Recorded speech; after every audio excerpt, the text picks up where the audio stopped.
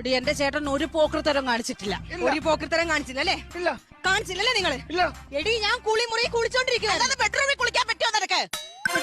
പറയുന്നതിന്റെ ഇടയ്ക്കേറി പറയരുത്.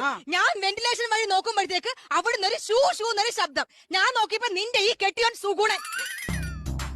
നീ മാറ്.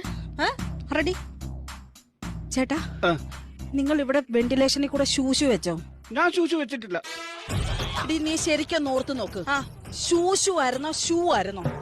ഷൂ ഷൂ എന്ന് തന്നെയായിരുന്നു. ഷൂഷു. ചേട്ടാ സത്യം പറ, നിങ്ങൾ ഇവിടെ വെന്റിലേഷനിൽ പോയി ഷൂഷു വെച്ചോ?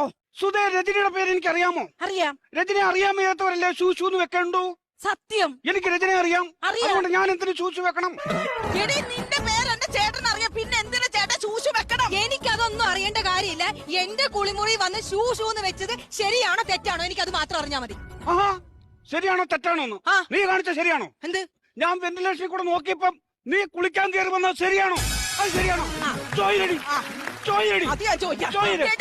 എന്റെ ചേട്ടൻ വെന്റിലേഷനിൽ കൂടെ നോക്കുന്ന സമയത്ത് മാത്രം നിനക്ക് കുളിക്കാൻ സമയമുള്ള എന്റെ ബാത്റൂമിൽ ഞാൻ ഇഷ്ടമുള്ള സമയത്ത് കുളിക്കും. ആരടി ചോദിക്കാൻ? അതിന്റെ ആയം അവിടെ ബാത്റൂം അല്ലേ, അവർക്ക് ഇഷ്ടമുള്ള സമയത്ത് കുളിക്കാം. ചേട്ടാ ഞാനൊരു കാര്യം പറയാം, ഇതിൽ എന്തെങ്കിലും സത്യം ഉണ്ടെങ്കിൽ ഞാൻ നിങ്ങളുടെ വീട്ടിൽ നിന്ന് പോകും.